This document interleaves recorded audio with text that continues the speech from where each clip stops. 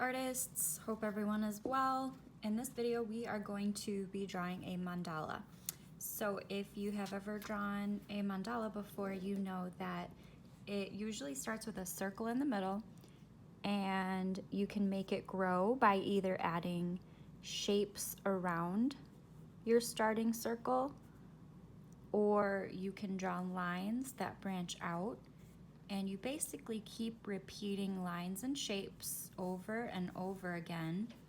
And every time you finish around in a circle, then you go to the outside row and draw something else. So you can keep going and going until you fill up your entire page, depending on how big you would like your mandala.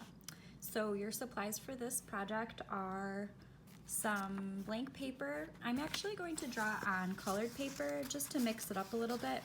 I would use a light color if you're doing construction paper, yellow, light blue, or pink.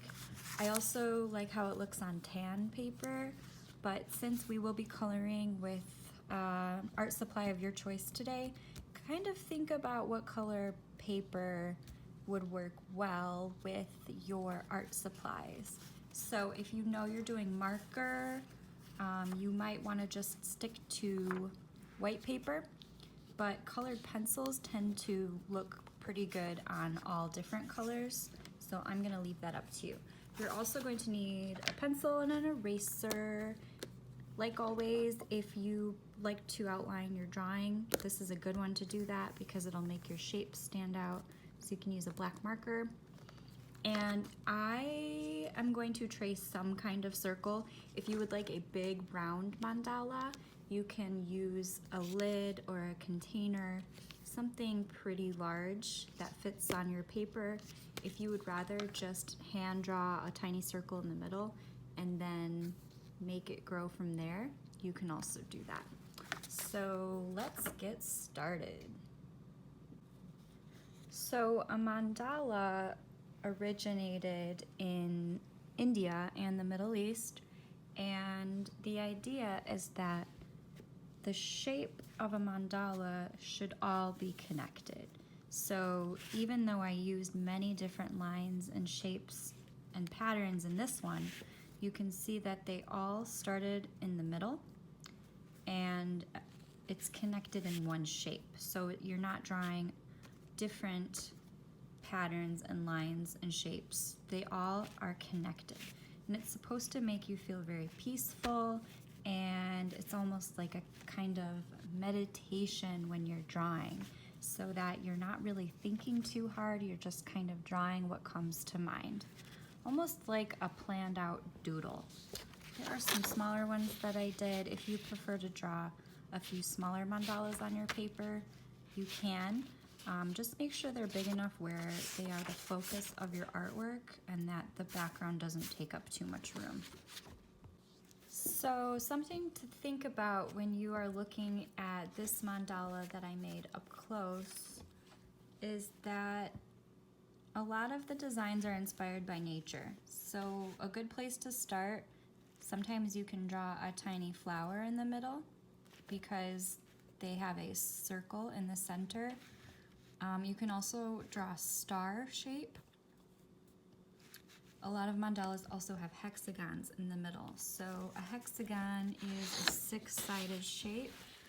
Here is just a simple one that I did with a hexagon. But that's a little bit trickier because you have to draw 6 equal sides. Snowflakes have a similar structure to a mandala drawing because snowflakes are symmetrical all around them in a circular way. So symmetrical means the same on all sides. So a mandala will not look symmetrical unless you do the same thing all the way around. That's the key to a successful drawing. So in this video, I'm going to draw you 2 versions of ways you can make a mandala. The first one, I'm just going to start with a small hand-drawn circle in the middle of my paper. Very small. And the closer to the middle that you draw it, the more symmetrical your design will be on your paper. But if you know you're going to draw a few smaller ones, then you can put them off to the side. So once I have my dot in the middle, then I can either start with flower petals or lines or a star shape. I'm going to start with flower petals because these always seem to turn out well for me. So I started with one oval, then I made another, and whatever I do on one side, then I try to draw the same size shape on the other. I'm just going to keep going till I fill up my circle. And if you are very picky and you want to make sure they're all exactly the same, then just kind of take your time and make sure that when you look at each petal, they look the same length and width to you. So once you have your little flower drawn, then you can start adding in new shapes. You could do spiky lines, some triangles. You can turn your paper as you work. That will also help make it symmetrical.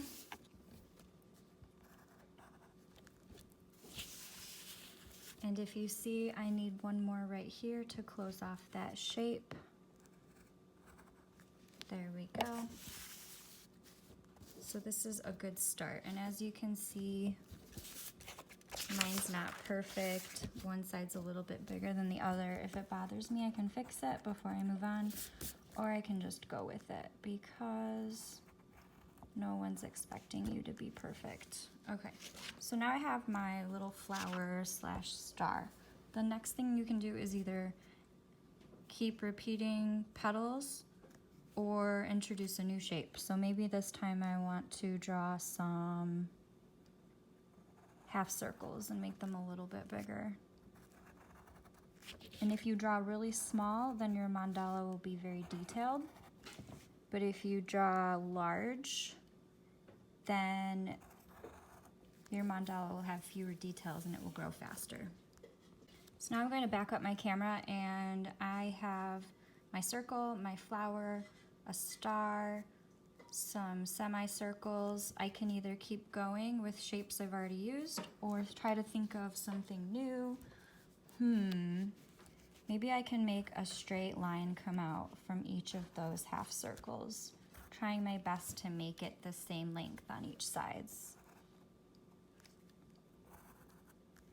And if I'm not sure if it looks symmetrical, then I can kind of take a step back, and even though there's 3 up here and 2 down here, I feel like when I turn it, it still looks pretty balanced. And then I'm going to close off this shape. I'm just going to use my imagination and start drawing shapes that come to mind. So as you get further out onto your paper, you can start drawing bigger and bigger, and then you can go back and fill it in with small details if you want.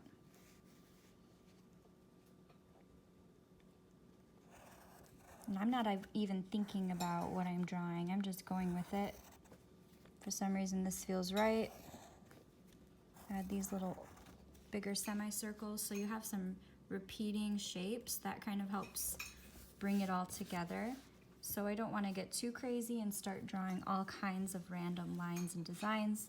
Once you have like 4 or 5 different shapes or lines, then you can start repeating them. So what do you think? Maybe now it's time for some more spiky shapes, maybe coming off of those half circles I just drew.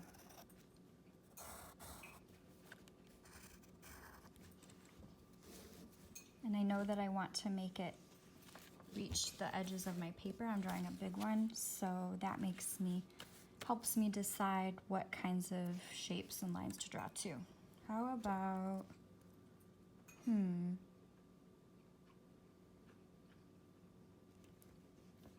what if I connect some things now? So there's some math in making a mandala because you're thinking about how to make a pattern and you're using geometric shapes.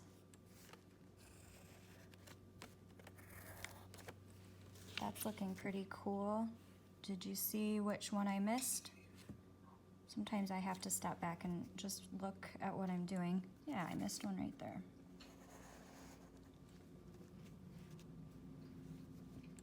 I could even keep making those half circles. I'm looking at my corners, thinking if I was building this out of toothpicks, how could I build a structure? How about some full circles on the tips? Now let's take a step back and double check. It's looking pretty good so far, so you can think about what are some things that you want to see. Do you want this more closed, or do you like it open? If you like it open, then you can add on to the circles and make them pointy. And once you almost reach the edge of your paper, then you can go back, and this is the fun part. It's all the fun part, but I like to go back and really start filling in shapes inside the shapes.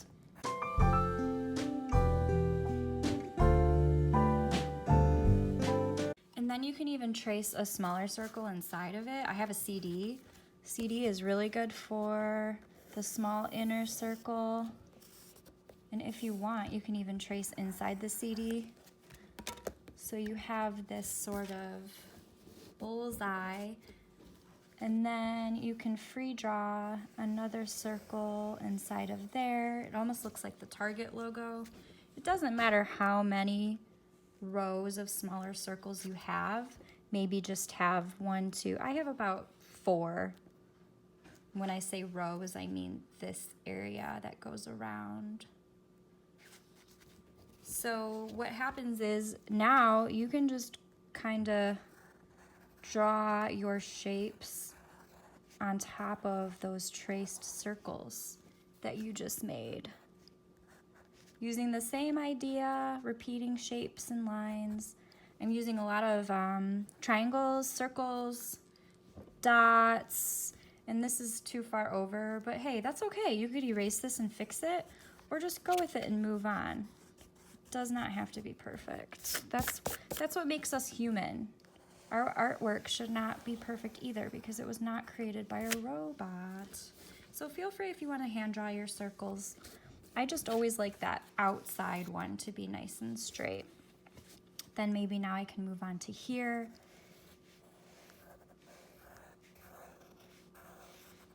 And see how I start on one part of my circle and I keep going until I meet it at the other end.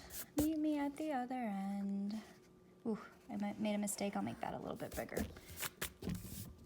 So this way is nice because now you can decide if you want to go really detailed. You can start filling in your shapes inside of other shapes. And you don't have to worry about, did I do enough? Is it going to be big enough? Because you know that you have all this other room that you can keep adding to. What should I do out here? I always like to go back to my examples because they give me ideas. So if you would like in this video, you can pause right here and really look closely at some of the cool lines and designs.